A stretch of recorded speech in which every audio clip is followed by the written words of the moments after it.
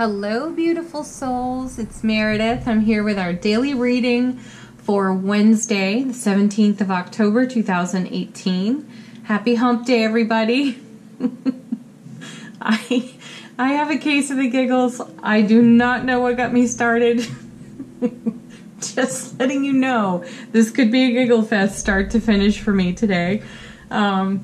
Yes, I've got my sillies going. Anyway, we're using Sawyer's Path Tarot, and let's see what's on the bottom of the deck. This is the theme running through the day. We have the Three of Wands. That's a nice card. I love this suit. I love the suit of Wands. It's probably because I'm a Leo. There's so much fire in it and enthusiasm, creativity. Anyway, let's get into it. Three of Wands, the energy running through the day is action and adventure, and also seeing the bigger picture, keeping our eye on the bigger picture. This is Sun in Aries. There's fire on this card. We have the will to succeed. We feel a sense of victory. We have passion and great communication. Our goals are clear. Some of us could be feeling impatient for results with our manifestations, but everything's in process. So we need to be in harmony with allowing those goals to come to fruition. It's a good fortune card, and there's the energy of thriving on this card too. For some people, this is being a bit of a rebel, blazing your own trail. I am hugely in favor of that. And there could be travel on this card too. All right, let's see how it relates to the rest of the reading. We have the Emperor. Oh, well, let's just have a little more Aries in the reading, right? The Emperor, you know, he gets called the control freak, and I disagree with that because he's just so experienced, you know? The Emperor has tons of experience, and he has no problem sharing that with us. He's been a page, a knight, a king. Now he's the Emperor, father of the tarot. So he's got a lot of wisdom to draw on. And so how it connects with the Three of Wands here,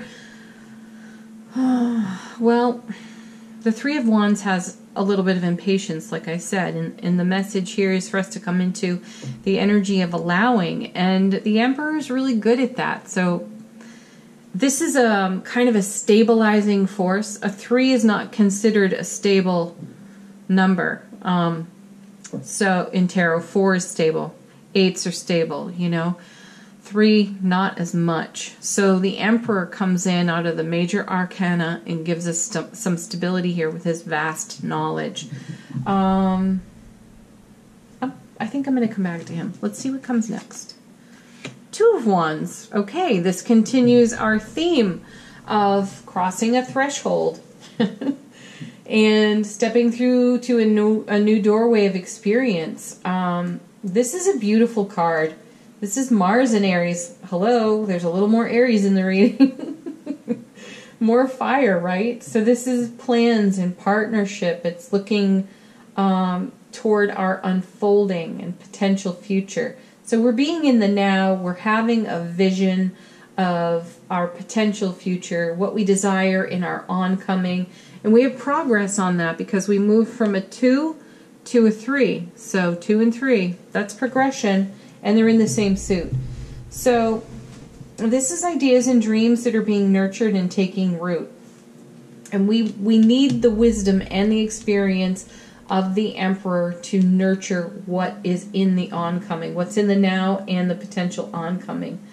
I love that we've got the Two of Wands here because it furthers our message that we've had for almost a week now of stepping into a new realm. And it's quite possible this Venus retrograde is adding to that opportunity, to that experience. Like retrogrades give us redo and review. So we get to have some do-overs when there's a retrograde. And little update here. right as Venus comes direct, Mercury goes retrograde. So we're pretty much going to finish out this year in a retrograde. I think we've been in a retrograde almost the whole year. So this has been a lot of redo, review the whole year. But it's helped to define from our wisdom and experience, hello Emperor, just exactly what we desire to co-create with the all that is, the kind of dream, goal, plan we have for our life. We have a vision for that, and we're going after it with real passion. So that's excellent. We're right on target. That's my feeling. And then we have the King of Cups. Let's throw a little water on that fire and make some steam, right? Oh my gosh. I do not know what's gotten into me today. But I'm enjoying myself. Did I say Knight of Cups? I meant King of Cups. I love him. Marrying man, that's what I call him. He's the master of the emotional here. And he's very intuitive. So we are bringing... Kings and queens bring us self-mastery, right? So he's bringing us the mastery of our intuition, our intuitive gifts, whatever they may be. We're combining that with our wisdom, with our experience, with our deep inner knowing. And that's another message we've had for a few days. We've seen the High Priestess a little bit. She's peeked out every now and then. So has the Hanged Man, so has the Magician, so has the Hermit. So all of these cards would have us listening to our inner wisdom and following that through. And so the theme continues here with the King of Cups. There's something about relationship here too with him, but I'm going to come back to that because I want to turn over other cards and see what's going on. We have Strength, another major card here. So we have two major arcana cards together. So Strength, Wisdom, and Knowledge combined in these two cards for what it is we're doing in our manifestation work, our dreams and goals. This is harmonization of divine masculine and feminine energies, so that's beautiful. And there's also a raw, spirited energy on this card. So it's taking an idea and developing it without losing its raw, natural, passionate wildness too. I like that. So we keep that at the center of what it is we're co-creating. This is us living adventurously.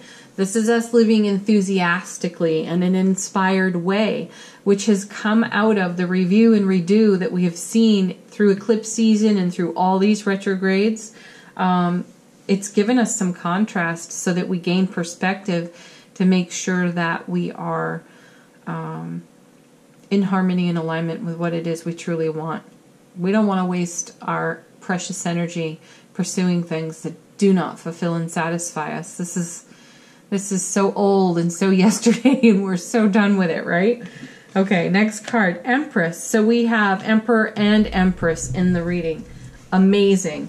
You know she's all about creativity, fertility, abundance.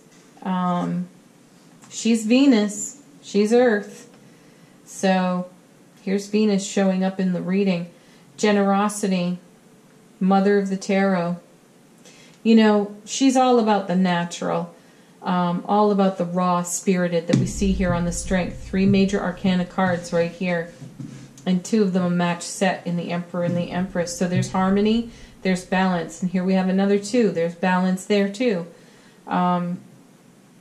So where we might lack stability on this 3 of Wands, we gain stability in the 2, the Emperor, the Empress, and in the Strength card. That's great. When the Empress shows up, there is a period of incubation. She's most often shown heavily pregnant on the card. This one's no exception. Oh, I just had a thought that escaped me so quickly. Let me see. Oh, incubation. That's what I was talking about. We are giving birth to something. We are gestating on our goals and dreams. Not all of them have come to fruition, though many have. So we do have really full hands, abundant hands with all the things that have recently manifested for us, so that we are enjoying them, working with them, integrating them, and still there is more to come. So for some of us, there feels, there does feel like a pregnancy, you know, awaiting the birth of something miraculous. I do know for some of you that's literal. You're actually awaiting the birth of your child. So congratulations, it's wonderful. But for those of you not exactly pregnant, you may be pregnant with a project, pregnant with a dream that is coming to fruition. So let me get back to this king over here and see what's up with him. Eight of Swords. This feels like a departure. These two cards feel like a departure from this part of the reading. I almost feel like they are here separately with a different message. And so I'm going to go with that. So we have an 8, which is a double 4, so that's stable. However, it is the 8 of Swords. It's being trapped in a mental process and needing to set ourselves free from that. This is Jupiter in Gemini. So Jupiter, you know, is a good fortune planet. Gemini is the twins. This card speaks to an inability to see the way ahead. There's restriction in this card. But what I want to draw our attention to here is that the Circle of Swords is not closed. She could walk out of it. Those ropes are not actually tied. She could just let go and let her hands free and then pull the blindfold off. So there's, when I see the 8 of Swords, this is, pardon me for being blunt, but it's like get a grip. Get a grip on yourself and stop the mental chatter, because it's engaging the pain body, and then the ego is rising and it has the voice of a saboteur. So that's why I feel like this is such a departure from these cards over here. This feels like one thing going on. Well, it's a lot of things going on, but then this feels like another thing somewhat separate from all of this happening, unfolding in the now. My feeling intuitively is that there are those of us who are quite emotional about a relationship issue. Some of us are having relationship challenges, and a lot of it is in our own head, in our own mind, a mess of our own making, because we have allowed the waves of emotion that are rising up within us to swamp us, and they feel so real that we're believing that is what is real, and it isn't.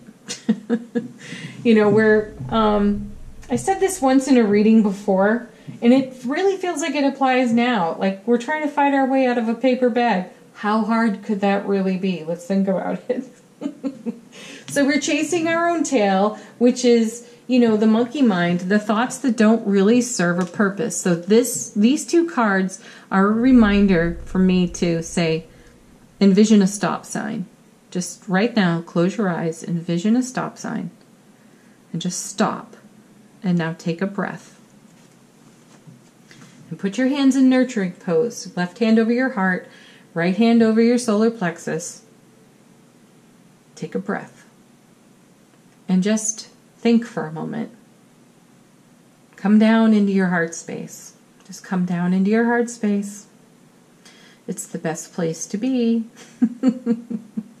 And simply say this: all is well. All is well. I am safe and all is well. My feelings are rising up because I am strong enough, strength card, to allow them to pass. This is what's happening. Now, we get stuck in the mental trap on the 8 of Swords. And this is why we turn the thoughts over and over and over again. The emotion feels so powerful, so real, so strong, that it's here to stay. It's actually here because you're so strong that you can let it go. You can nurture yourself. You can love yourself. You can love the emotions that are rising. And you can sort this and you can let it go. It's temporary. It's meant to pass. So consider that on these cards.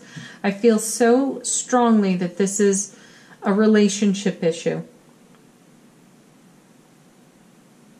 It's conversation. It's misunderstanding. It's doing the replay, running it through your filter, your pain body getting engaged, your emotions rising up, and your mental chatter ad-libbing, and not necessarily dealing with what's true and real. So what's true and real is that all is well and you are safe. And these emotions are rising because you're strong enough to let them pass. So do that. Let them go. And come back to yourself. Come back to your center. Come back to your groundedness. Come back to your Empress. Come back to your incubation. And come into harmony with what you are giving birth to. Restate your intentions with the universe, with the co-creative unified field. Restate your intentions of what it is you're dreaming for. So I'm listening to my guides. I want to see if they want to add anything to that. No, they don't. We're good with that. So envision the stop sign, hands in nurturing pose. Reassure yourself that you are safe and all is well. You have the resources required to see yourself through these emotional waves as they roll through, looking for a way out of your life for good. Okay? They may roll through a few times. There are layers to them. So let them happen. Allow it to pass. I feel like I need a clarifying card. I do. I'm going for Chuck Spezzano, people. You know how I love that deck for clarifying. What are we working on this Eight of Swords? Ooh, jumpers. That was quick. So didn't I say a relationship issue? We have the Lovers. Okay, I'm going to put that with the King. He's a lover. But what exactly are we dealing with? Fear of commitment. That fell out with the Lovers. Okay, I feel like there's more though. Let's see what we've got. Fear of commitment does not mean lack of commitment, folks. It just means fear of commitment. And when we address our fears with strength, with wisdom and knowledge, with the spirit of nature and freedom, we just allow it to be. The Empress would allow that fear. It's moment to say, hey, I'm here, I'm passing. You can love on that a little bit. That's what the Empress is here for. Give yourself the love you need. Be this, find your inner strength to allow this to pass. What is your fear of commitment? Look it right in the face and then ask, why are you still here? What do you need? What can I do? How can I nurture myself? And what have I not considered? What is the highest and greatest outcome to this fear of commitment? Is it cautioning me? Is there something I need to pay attention to? These are all great questions. Oh, and here we go. Heartbreak. Okay, I'm going to leave that there because we know what it means. We've all had broken hearts before. It's happened to us. And there's the fear of commitment comes out of being this in love with your king or queen and fearing that it just won't work out. So the question then becomes, do you want to live in love or do you want to live in fear? You know you're going to choose love. You know it. So when it comes to fear of commitment and you see yourself in the mirror and you reflect for yourself what it is that really scares the heck out of you, try to relax into your wisdom and your knowing. And trust yourself to make good decisions and not to repeat experiences of your past, because it's past. You can't undo it.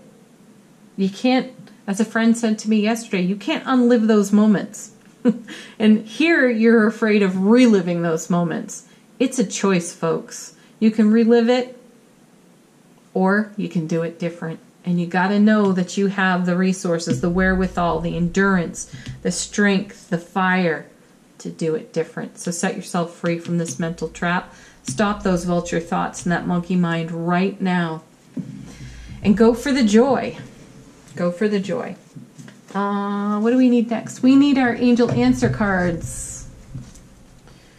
This is your opportunity to ask a question while I shuffle. First card. Whoa. Oh, we had 3 fall out. I like this. Look at this. Trust. Yeah, trust yourself. You've been down the heartbreak road before. So you know what signs to look for. You know what red flags could await you there. So trust yourself to know that you will recognize signs that you need to pay attention to. And trust yourself to heal your own fears as they rise up and try to pass out of your life. Next card, abundance. I'm going to put that right here. This card speaks to me of financial abundance, but it also speaks to me of the abundance represented here by the Empress. She comes into the reading keeping us focused on our passion, our desires, our intentions, our dreams, and our goals, and we have an abundance of those. They are being made manifest. 2 of Wands, 3 of Wands. Strength. I mean, it's such good news. We're in a wonderful, abundant flow, and we need to trust that as well. And then the last one that came out was wait. And I feel this card over here in the clarifiers, actually. Give yourself a pause. Hit the pause button. See that stop sign. And give yourself ample space to do the self-nurturing, to do the healing work that you need in these moments to settle out your former heartbreak, your fear of future heartbreak. Come into the now moment. Celebrate your loving relationships. Honor that your vulture thoughts and monkey mind have something to say, need your attention, and avoiding it doesn't solve the problem. So stop in your tracks, take a look at it, give yourself the healing you require. That's what the wait card is for. And then move forward in grace.